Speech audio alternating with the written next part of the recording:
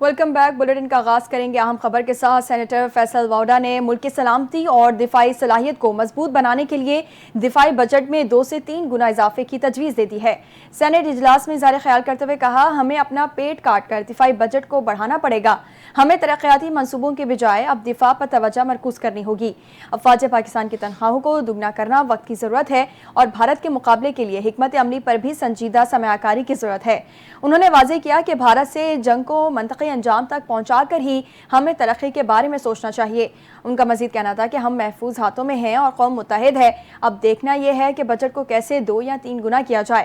فیصل واوڈا نے کہا کہ بھارت پاکستان کو کمزور سمجھ بیٹھا تھا، لیکن ہماری افواج نے جرأت مندانہ جواب دے کر دشمن کو اس کی اوقات یاد دلا دی۔ ہم ہندوستان کے سامنے اپنی طاقت واضح کر چکے ہیں۔ فیصل واوڈا نے حکومت پر زور دیا کہ وہ دل بڑا کرے اور اپوزیشن سے اختلافات کو طے کرنے کے لیے سنجیدگی سے بات چیت کرے۔ انہوں نے اس بات کا اعتراف بھی کیا کہ بھارت کی فوج کی تعداد ہم سے زیادہ ہے، لیکن ہم نے ابھی تک اپنا بھرپور دفاع کیا ہے اور ہماری قوم اور فوج ہر سطح پر تیار ہے۔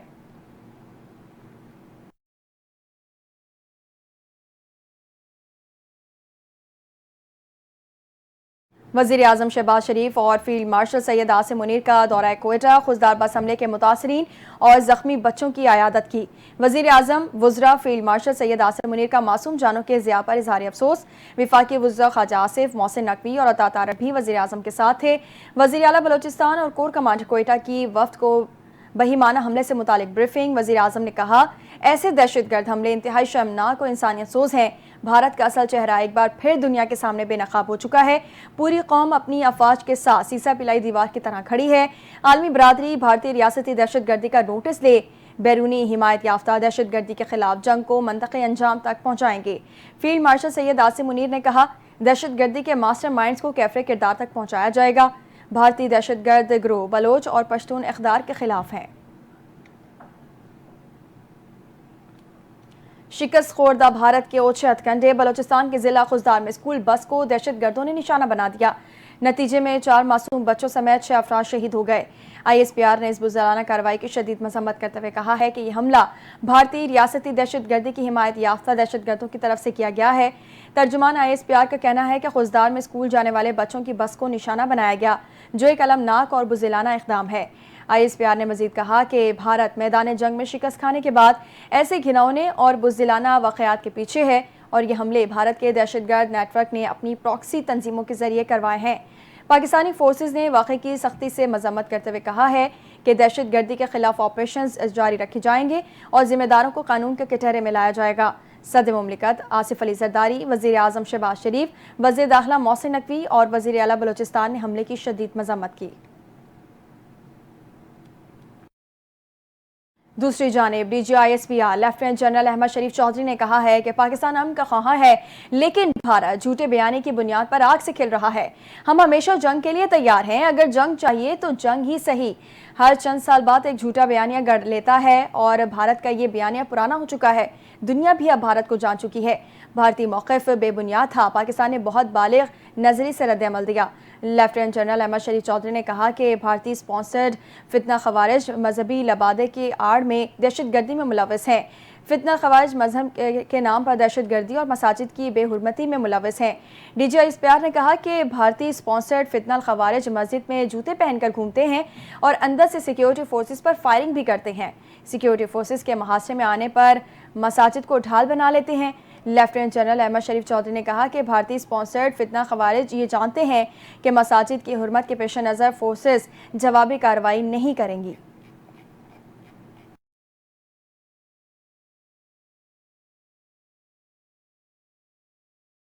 اور خبر دیں گے کہ بھارت نے ایک بار پھر آبی دہشت گردی کا مظاہرہ کرتے ہوئے کشن گنگا ڈیم سے دریائے نیلم کا پانی روک دیا ہے۔ دریا میں پانی کے بہاؤ میں 40% تک کمی واقع ہو گئی ہے۔ سپرنٹنڈنٹ پولیس کے مطابق معمول کے بہاؤ کی نسبت دریائے نیلم میں پانی کی سطح تشویشناک حد تک گر چکی ہے۔ حالیہ پاک بھارت کشیدگی کے دوران بھارت نے وقتی طور پر کشن گنگا ڈیم سے پانی چھوڑا تھا، اب قدرتی بہاؤ بند کر دیا ہے۔ ماہرین بھارتی اقدام کو آبی دہشت گردی اور بین الاقوامی معاہدوں کی سنگین خلاف ورزی قرار دے رہے ہیں۔ ماہرین کا کہنا ہے کہ بھارت کی جانب سے آبی وسائل کو ہتھیار کے طور پر استعمال کرنا قابل مذمت ہے اور یہ مسئلہ فوری طور پر عالمی سطح پر اٹھایا جانا چاہیے۔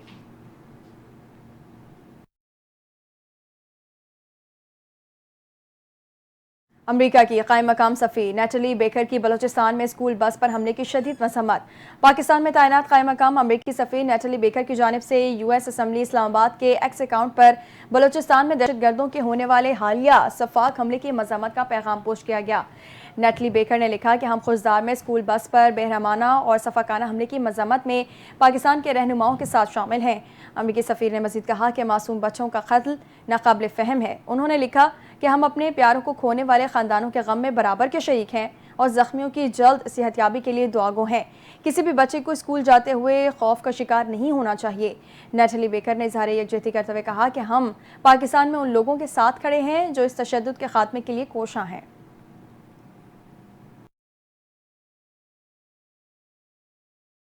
پاکستان نے بھارتی ہائی کمیشن کے اہلکار کو ناپسندیدہ شخصیت قرار دیتے ہوئے 24 گھنٹوں میں پاکستان چھوڑنے کی ہدایت کر دی ہے۔ پاکستان کی جانب سے اقدام بدھ کو بھارت کی جانب سے پاکستانی ہائی کمیشن کے ایک اور اہلکار کو ناپسندیدہ شخصیت قرار دے کر ملک چھوڑنے کے حکم کے بعد سامنے آیا ہے۔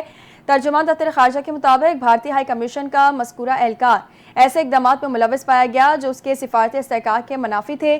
دفتر خارجہ کا کہنا ہے کہ بھارتی ناظم الامور کو وزارت خارجہ طلب کیا گیا جہاں انہیں اس فیصلے سے باضابطہ طور پر آگاہ کیا گیا ہے۔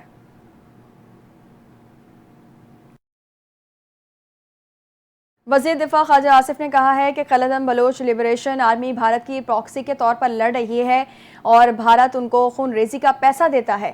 نجی ٹی وی کو انٹرویو دیتے ہوئے خواجہ آصف نے کہا کہ ہم دہشت گردوں کو پوری قوت سے جواب دیں گے۔ اس قسم کے واقعات کے بعد ایسی تحریکیں مقبولیت کھو دیتی ہیں۔ انہوں نے کہا کہ بچوں اور عورتوں سمیت اپنا دفاع نہ کر سکنے والے لوگوں کو نشانہ بنایا جائے تو ایسا کرنے والی تحریک کی مذمت ہوتی ہے اور اس کا زور ٹوٹ جاتا ہے۔ وزیر دفاع نے مزید کہا کہ B A L A Bharat کی پراکسی کے طور پر لڑ رہی ہے۔ بھارت ان کو پیسہ دیتا ہے اور وہ یہاں خون ریزی کرتے ہیں۔ ہم جو کہہ رہے ہیں اسے ثابت بھی کریں گے، یہ صرف باتیں نہیں ہیں۔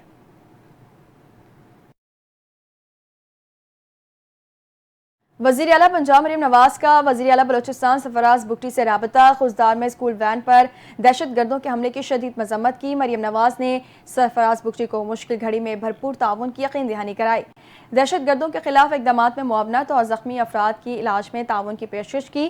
وزیر اعلیٰ پنجاب نے کہا کہ مشکل گھڑی میں بلوچستان کے بہن بھائیوں کے ساتھ کھڑے ہیں۔ پنجاب حکومت ہر ممکن تعاون کے لیے تیار ہے۔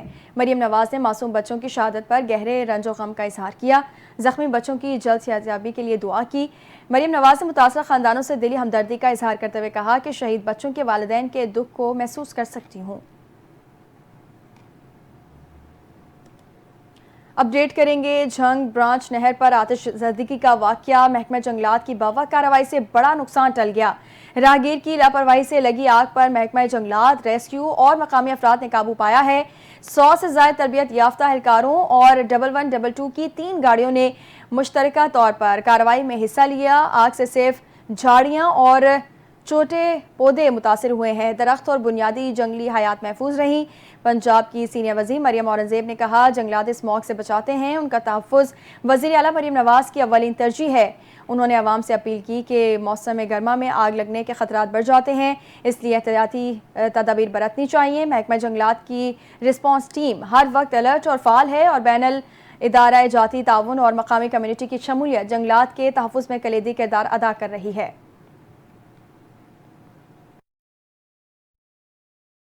خبر دیں گے وفاقی وزیر مواصلات عبدالعلیم خان کی زیر صدارت این ایچ اے اور موٹر وے پولیس میں اصلاحات سے متعلق اجلاس۔ ڈرائیونگ لائسنس کے اجراء کے لیے بین الاقوامی معیار کے اداروں سے رجوع کرنے کی تجویز دی گئی۔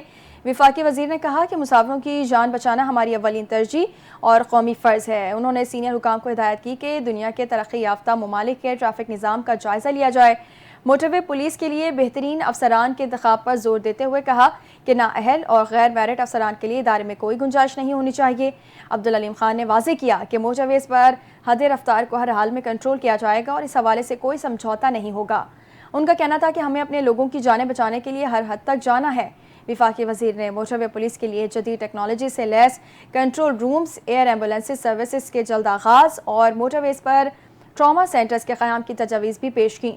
انہوں نے موٹر وے ریسٹ ایریاز کی بہتری کو بھی اہم کردار ادا کرتے ہوئے تمام متعلقہ اداروں کے باہمی اشتراک سے ٹھوس اقدامات کی ہدایت کی ہے۔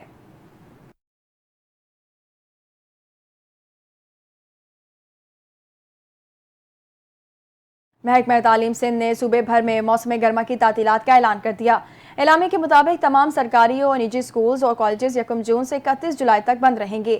محکمہ تعلیم کے مطابق تعطیلات کا اطلاق سندھ بھر کے تمام تعلیمی اداروں پر یکساں طور پر ہوگا۔ فیصلے کا مقصد شدید گرمی کے موسم میں طلباء، اساتذہ اور عملے کی صحت و سلامتی کو یقینی بنانا ہے۔ محکمہ تعلیم کی جانب سے تمام اداروں کو ہدایات جاری کر دی گئی ہیں کہ وہ 1 جون سے تدریسی سرگرمیاں معطل کر دیں، جبکہ کلاسز کا دوبارہ آغاز 1 اگست 2025 سے ہوگا۔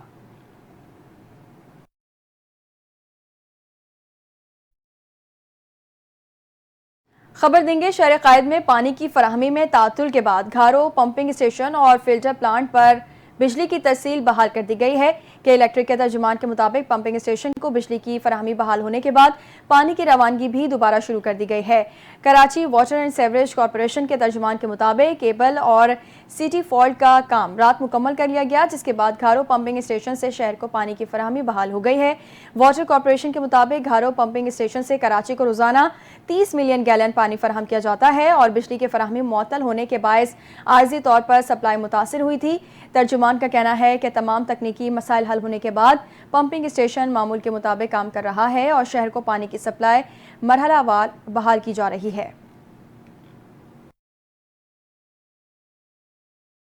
پاکستان کی فضائی تاریخ کا آج اندھوناک دن سانیہ ہے PK 8303 کو 5 برس بیت گئے، مگر یہ المناک واقعہ آج بھی قوم کے دل پر ایک گہرا زخم بن کر باقی ہے۔ اسی حوالے سے دیکھتے ہیں یہ رپورٹ۔